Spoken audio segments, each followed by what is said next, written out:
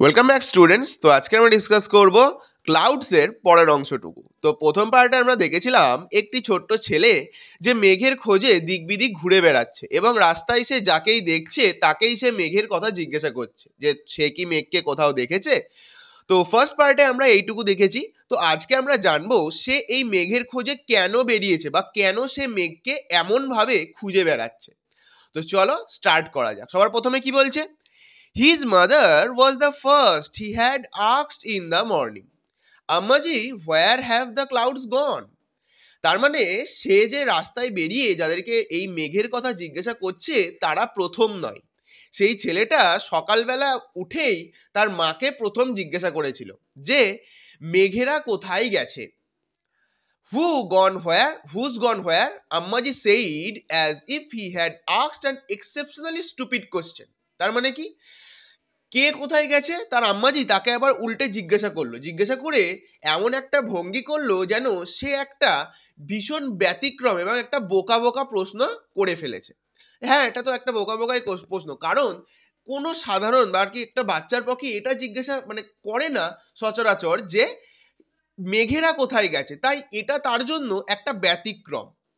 তো তার মাকে প্রশ্নটা যেই জিজ্ঞাসা করার পরে তার মা বলল, ক্লাউডস, তুমি কি মেঘের কথা বলছো? Clouds, have you lost your mind boy? Hurry up নাও। তার মানে কি বললো? ক্লাউডস, তোমার কি মাথা টাথা ঠিক আছে বালক? তাড়াতাড়ি করো এখন। এরকম কথা বলে তার মা আর কিছু বলল না। আর কি বলল সে? Wash quickly, eat your breakfast and go to school. আর কি বলল? তোমার হাত মুখ ধুয়ে নাও, তোমার ব্রেকফাস্টটা খাও এবং স্কুলে রওনা হও। তার মা শুধু তাকে এইটুকুনি কথা বলল, কিন্তু তার মা তাকে বলল না যে মেঘেরা কোথায় গিয়েছে। তারপরে কি হলো? Dejectedly he washed his hands and face, ate his breakfast and left home. তার মানে কি, ডিজেক্টেডলি মানে হতাশভাবে, he washed his hands and face, সে তার হাত এবং মুখ ধুলো, ate his breakfast, তার যে সকালের প্রাতরাশ সেটা খেলো, অ্যান্ড লেফট হোম, এবং বাড়ির থেকে বেরিয়ে গেল। But the question still haunted him, কিন্তু তখনও সেই প্রশ্নটা তাকে তাড়া করে বেড়াচ্ছিল। Where did the clouds go, মেঘেরা কোথায় গিয়েছে? তারপরে কি বলছে? He remembered that he had seen the night before clouds gathering in the dark sky. He remembered মানে কি, রিমেম্বার মানে মনে করা। আর কি সে মনে করতে পারে what he had seen the night before, কি জিনিস যেটা সে এর আগের রাত্রিবেলা দেখেছে। Clouds gathering in the dark sky, মেঘেরা ঘন বা কালো আকাশে জড়ো হচ্ছে। তো এইটা সে গত রাতে দেখেছিল। But when he went to sleep the sky was clear and full of stars, কিন্তু যখন সে ঘুমাতে যাচ্ছিল তখন সেই আকাশটা ছিল পরিষ্কার এবং ফুল অফ স্টার্স মানে মেঘে না, সরি, আকাশে আর কি মেঘ ছিল না এবং আকাশটা ছিল তারা দ্বারা পূর্ণ বা তারা দেখা যাচ্ছিল। তারপরে কি বলছে? when he awoke again he had no idea of the time. তার মানে কি, when he had awoke মানে ওঠা, তো যখন সে আবার রাত্রিবেলা উঠেছিল তার সেই সময় সম্বন্ধে কোনো আইডিয়া ছিল না, বা সেই সময় কটা হবে বা কটা বাজবে এরকম তার কোনো ধারণা ছিল না। all he knew was that it was the middle of the night. সে শুধুমাত্র এটুকুই জানতো যে এটা ছিল মাঝরাত্রি। Up there in the sky the clouds were rumbling. তার মানে কি, সে আর কি জানতো? যে উপরে আকাশে মেঘগুলো রাম্বলিং মানে মেঘ ডাকছে আর কি। In the occasional flashes of lightning they were dense and black. তার মানে কি, ইন দ্য অকেশনাল মানে আর কি কিছু ক্ষণে ক্ষণে বা কিছু সময় অন্তর অন্তর, ফ্ল্যাশেস মানে আর কি বিদ্যুৎ ফ্ল্যাশেস অফ লাইটনিং মানে কি বিদ্যুৎ চমকাচ্ছে। দে ওয়ার ডেন্স, সেই মেঘগুলো ছিল ঘন, অ্যান্ড ব্ল্যাক মানে এবং কালো। তার মানে কি, সে রাত্রিবেলা উঠেছিল, ঠিক কটা সময়টা হবে তার সেরকম কোনো ধারণা ছিল না, কিন্তু সে জানতো এটা ছিল মাঝরাত্রি এবং ওপরে আকাশে মেঘগুলো গর্জাচ্ছে বা আর কি মেঘ ডাকছে, আর কি ক্ষণে ক্ষণে বিদ্যুৎ চমকাচ্ছে এবং সেই মেঘগুলো ছিল ঘন কালো। It looked as if it will be raining, দেখে মনে হচ্ছিল যেন বৃষ্টি হতে পারে। Rain will have ruined his sleep he new.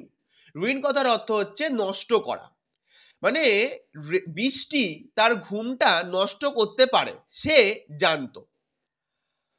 When he got up in the morning he was amazed, তার মানে কি when যখন he got up in the morning সে সকালবেলা ঘুম থেকে উঠলো, he was amazed সে একদম অবাক বা বিস্মিত হয়ে গেল। কেন? The sky was clear and empty, not a trace of rain in the courtyard, তার মানে কি the sky was clear and empty, আকাশটা ছিল পরিষ্কার এবং খালি। পরিষ্কার বলতে আকাশে কোনো মেঘ ছিল না, আর এমটি বলতে আকাশে আর কি কোনো আর কি মেঘের চিহ্ন পর্যন্ত ছিল না। এক কথায় এটা বলতে চাইছে দ্য স্কাই ওয়াজ ক্লিয়ার, আকাশটা ছিল পরিষ্কার, অ্যান্ড এমটি মানে আকাশে কোনো মেঘ ছিল না। Not a trace of rain, trace মানে চিহ্ন, of rain in the courtyard মানে কোর্টইয়ার্ড কথার অর্থ হচ্ছে উঠোন, উঠোনে কোনো বৃষ্টির চিহ্ন মাত্র ছিল না। He was surprised and saddened. The clouds had moved across the skies without shedding a drop of rain. তার মানে কি he was surprised সে অবাক হলো and saddened এবং দুঃখিত হলো। কেন?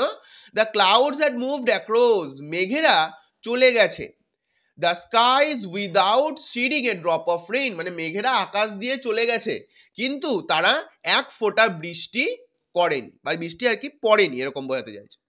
তো সে এখানে অবাক হলো কেন? আগের দিন রাত্রিবেলা যেখানে এত মেঘ ডাকছিল, এত মেঘ ছিল, সেখানে সে সকালে উঠে দেখলো আকাশটা পুরো পরিষ্কার, কোনো মেঘ নেই আকাশে, আর এমনকি বৃষ্টি পর্যন্ত হয়নি। কারণ বৃষ্টি পড়লে নিশ্চয়ই উঠোনে তার কিছু না কিছু চিহ্ন থাকতো। এখানে সেটাই বলছে not a trace of rain in the courtyard মানে তাদের উঠোনে বৃষ্টিরও কোনো চিহ্ন মাত্র নেই। আর সে দুঃখিত কেন? বৃষ্টি না হয়েই সেই মেঘটা চলে গেছে। And it saddened him to think that he had fallen asleep. সে এইটা ভেবে বেশি দুঃখ পাচ্ছিল যে সে ঘুমিয়ে পড়েছিল। তো ঘুমিয়ে পড়ার কারণে দুঃখ পাওয়ার কি আছে? তারপরেই সেটা বলছে had he stayed awake perhaps the clouds would not have disappeared like that. বলছে যদি সে জেগে থাকতো বা রাত্রিবেলা না ঘুমাতো, পারহ্যাপস মানে সম্ভবত the clouds would not have disappeared like that সেই মেঘগুলো হয়তো এভাবে ডিসঅ্যাপিয়ার্ড বা অদৃশ্য হয়ে যেত না। It would have been the season's first rainfall, এটা হতো এই ঋতুর সবার প্রথম বৃষ্টিপাত। তাহলে এই কারণে সে আর কি দুঃখিত যে সে যদি রাতে ঘুমিয়ে না পড়তো তাহলে হয়তো মেঘেরা এভাবে চলে যেত না, হয়তো বৃষ্টিটা হতো। আর বৃষ্টিটা হলে কি হতো? বৃষ্টিটা হলে এই বৃষ্টিটা সেই ঋতুর প্রথম বৃষ্টিপাত হতো। তারপরে কি বলছে? The month of the rains was sleeping away মানে যে মাসে আর কি বৃষ্টি হওয়ার কথা সেই মাস অতিক্রম হয়ে যাচ্ছে বা চলে যাচ্ছে। He looked up once again at the sky, সে আবার আকাশের দিকে তাকালো। Not a single patch of cloud, এক টুকরো, প্যাচ মানে আর কি টুকরো, মানে এক টুকরো মেঘ আকাশে দেখা গেল না। The sun beat down on his head from a clear sky, সূর্যের আলো তার মাথার ওপর একদম পরিষ্কার আকাশ থেকে নেমে আসছে বা পড়ছে আর কি। In the fierce heat he walked between the fields, এই তীব্র গরমে সে মাঠের মধ্যে দিয়ে হেঁটে যাচ্ছে। His body was on fire, তার দেহটা যেন পুরো আগুনের মধ্যে রয়েছে, মানে আর কি খুব ভীষণ গরম সেইটা বলতে চাইছে। His throat dry, তার যে গলা সেটা ক্রমাগত শুকিয়ে আসছে। After crossing several fields, he saw a large tree in whose shade a Persian wheel turned gently. তার মানে কি আফটার ক্রসিং মানে কি কিছু আর কি সেভারাল মানে কয়েকটা বা অনেকগুলো, মানে অনেকগুলো ফিল্ড মানে আর কি জমি বা আর কি ক্ষেত পার করার পরে হি স এ লার্জ ট্রি, সে একটা বড় গাছ দেখতে পেল। ইন হুজ শেড, যার শেড বা আর কি যার ছাওয়ায় এ পার্সিয়ান হুইল টার্ন জেন্টলি, মানে একটা পার্সিয়ান হুইল মানে একটা জল তোলার যন্ত্র বিশেষ, সেই জিনিসটা ঘুরছিল।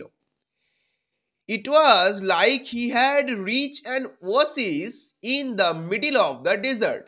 এটা ছিল সেই মরুভূমির মাঝে মরীচিকার মতন। কেন? সে আর কি চারিদিকে সূর্যের প্রখর তাপ, তার মানে কি চারিদিকে খুব গরম, আর সেই গাছের তলায় জলের আর কি উৎস মানে কি সেটা একটা মরীচিকার মতনই। He reached the shelter of the tree and splashed the cool water from the Persian wheel on his dusty feet. তার মানে কি সে সেই গাছের নিচে গেল এবং কি করলো, সেইখান থেকে ঠান্ডা জল নিয়ে তার ডাস্টি মানে ধুলো মাখা পায়ে সেই জলটা দিল, আর কি সে পাটা অ্যাকচুয়ালি ধুয়ে নিল। Then he washed his hand and face and drank his fill. তার মানে কি then he washed তারপরে সে ধুলো his hand and face তার হাত এবং মুখ, and drank his fill তার মানে কি এবং পান করলো, his fill মানে তার যতটা জল প্রয়োজন বা তার মন ভরে সে সেখান থেকে জল পান করলো। তো এই ছিল পার্ট 2 এর ডিসকাশন। কেমন লেগেছে অবশ্যই বলবে, আর কোথাও সমস্যা থাকলে অবশ্যই কমেন্টে জানাবে, যথাসাধ্য চেষ্টা করব সলভ করে দেওয়ার জন্য। তো পার্ট 2 এইটুকুই, দেখা হচ্ছে খুব শীঘ্রই পার্ট 3 এর সাথে।